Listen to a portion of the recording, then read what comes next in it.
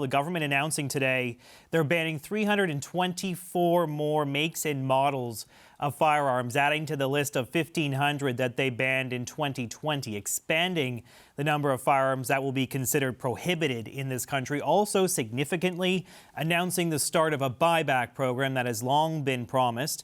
They are now saying they will start to buy back some firearms from some businesses and dealers and shops. That work will begin not in weeks, the public safety minister is saying, but in a matter of days. Let's listen to a clip from earlier.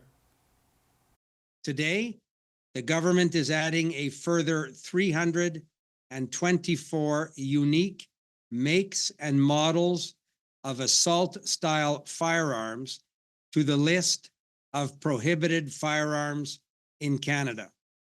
This prohibition takes effect immediately. This means these firearms can no longer be legally used, sold, or imported in Canada, and can only be transferred or transported under extremely limited circumstances. The government is estimating that will take about 14,521 firearms out of our communities. They did also have on hand today survivors of École Polytechnique and the massacre. Here's Natalie Provost. She was welcoming the news.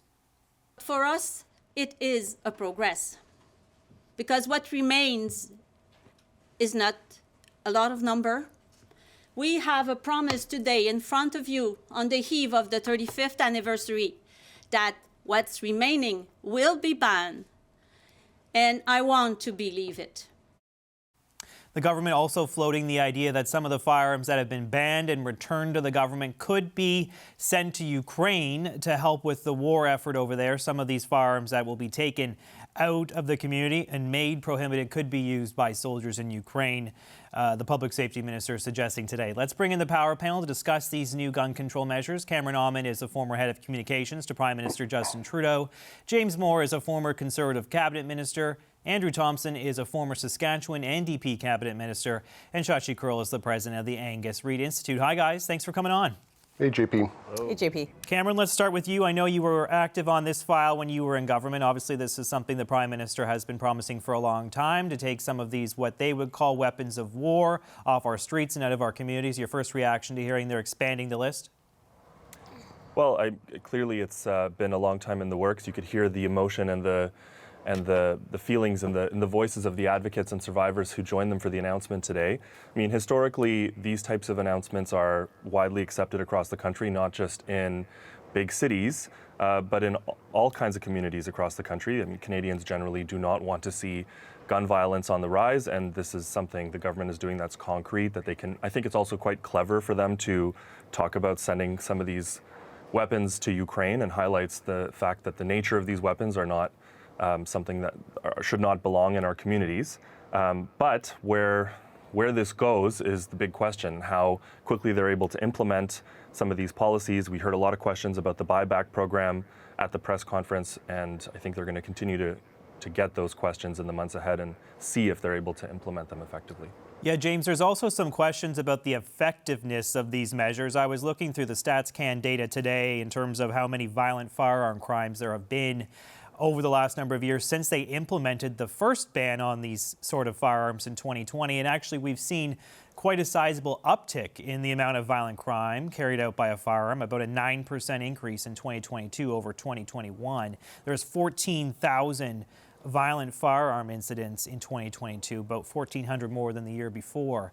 After these policies had been in place, we're not necessarily seeing a significant dip as a result of the government policy. Does that suggest to you that they're not working, or that they need to do more, what they're doing today, adding more firearms to the list? Will that help? More of a broken policy is not going to make a broken policy unbroken.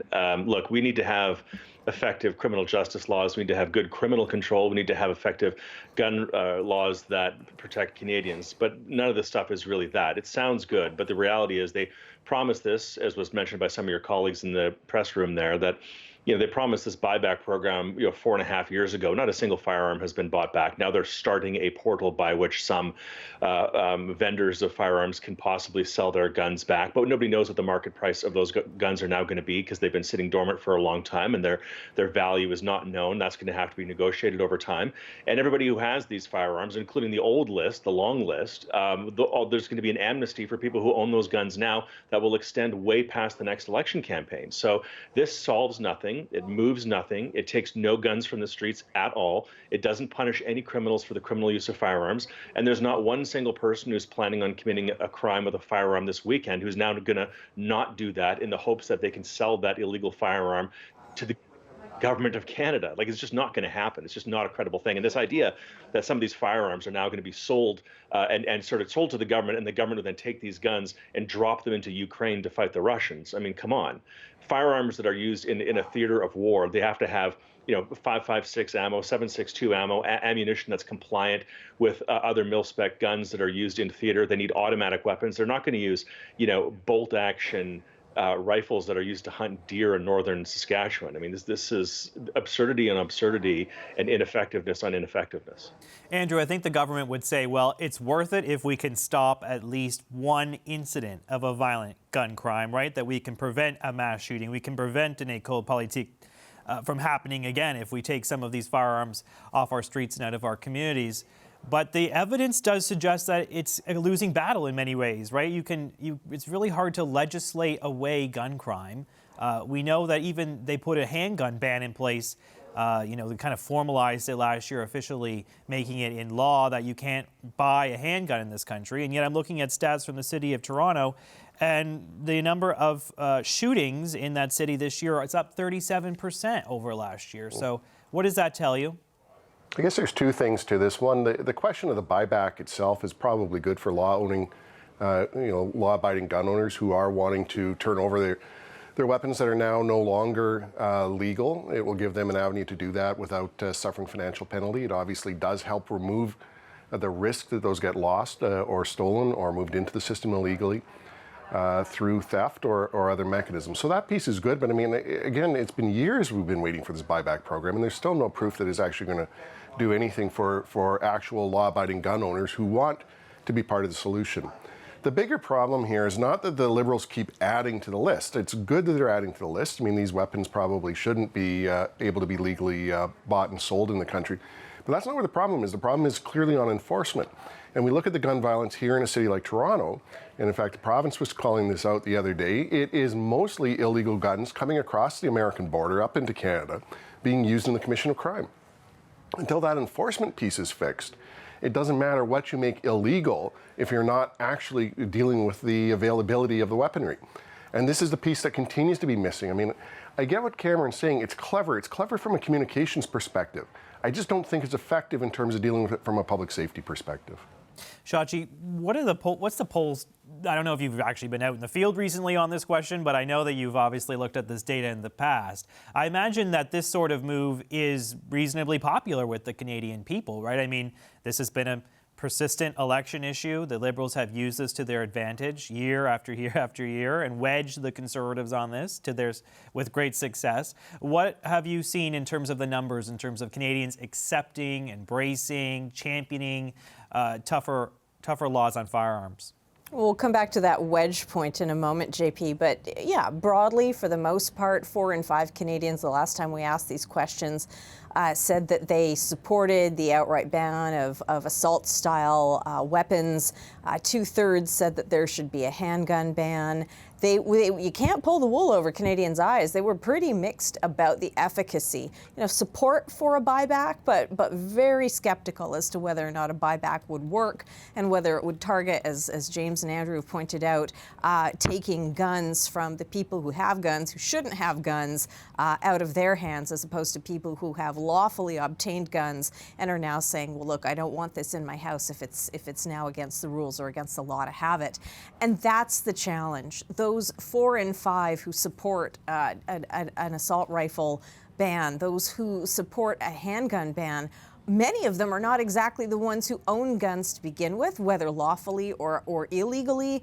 And it's the people who are obtaining, not purchasing, but obtaining those guns illegally that need to be in the crosshairs of enforcement and in government. You know, the tools around going after those folks and the gun smugglers, the gun traffickers. Hey, now we get to have another conversation about border police and the need to step up more resources at the borders as these items come in, these deadly weapons come in. So yes, and I don't want to sound cynical. I think we all have, you know, some of us sound a little bit cynical tonight on this discussion. Let's remember that tomorrow is the anniversary of a really horrendous massacre, a mass femicide against women committed with a gun. And it's important that, you know, we take a moment and remember the spirit of why these types of announcements are made.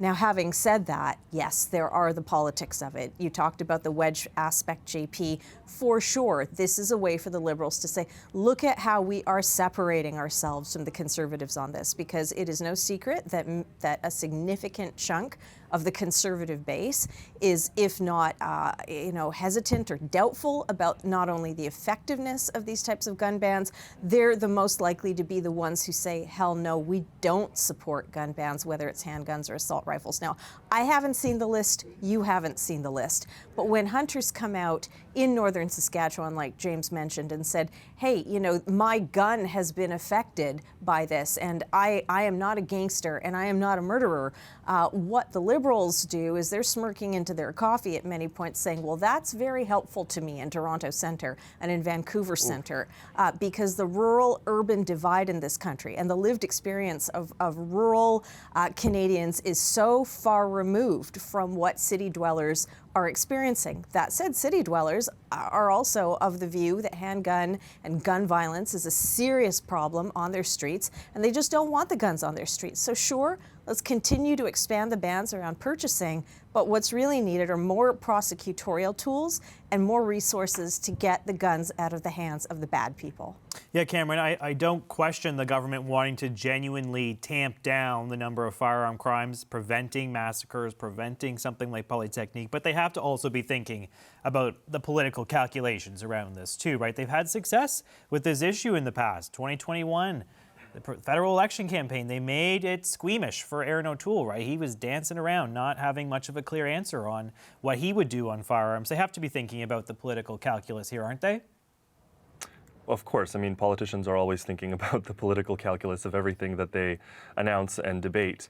But it is also true that it's a matter of principle for the government and on the other side as well, for people who will oppose this ban and who oppose the previous one. It is a matter of principle for them too, and that's a worthy debate to have. I agree with everything that the other panelists have said with regard to the broad range of measures that are required to deal with gun violence in this country. There is no one simple fix-all solution. Enforcement, cracking down on trafficking, giving prosecutors the tools, making sure that other orders of government are also equipped to deal with the root causes of violence, and I mean the list goes on, but removing guns that most people will reasonably agree, and it's certainly advocates, gun control advocates, people who have lived through violent gun crimes on the anniversary of one of the worst massacres in our country's history, removing guns that shouldn't belong on our streets and in our communities is something that I think most people will agree is reasonable, but there are so many other measures, including ones that they've announced, and yes, years ago, that they have to follow through on and explain how and when they're going to be implemented and tell the full story, the broad picture of what they're doing to fulfill this belief and this principle in reducing gun violence and making our community safer. We've been talking a lot over the last couple of weeks about migrants and drugs flowing from Canada into the U.S., but you just have to look at CBSA data to see that there's also a problem with goods coming from the south up here to the north. Absolutely. When it comes to firearms. I mean, CBSA sees 21,900 weapons in 2023, so there's a big problem there. James, what's the Conservative messaging on this? Do they just point to charts like what I have and say, look, violent crime, gun crime, it's up? They've tried all these measures, it's up, it doesn't work. Is that what their strategy is, or do they have to really be careful about their messaging around this given the political liability? Well, I think they have to be certainly careful, and I think how you say something is as important as what you say. In other words, you obviously express empathy with those who have dealt with gun violence and who are searching for answers. And imperfect as it may be. I mean, I watched the press conferences. I think we all did. You all broadcasted live, and obviously, we can show enormous empathy and support for people who have been victims of gun violence and femicide, and who still struggle with the consequences of that. But at the same time, I think there's room for I think, and thoughtful disagreement with remedies that are on the table that don't work. Part of the equation that's missing from this is the border issue, which you described. Part of the issue that's missing with this is also, getting tough and aggressive with criminals. People who illegally acquire firearms by illegally bringing them across the border and then engage in illegal activity are probably not going to go to the police and transfer over their firearms in the hope of getting a check. Like, it's just not going to happen.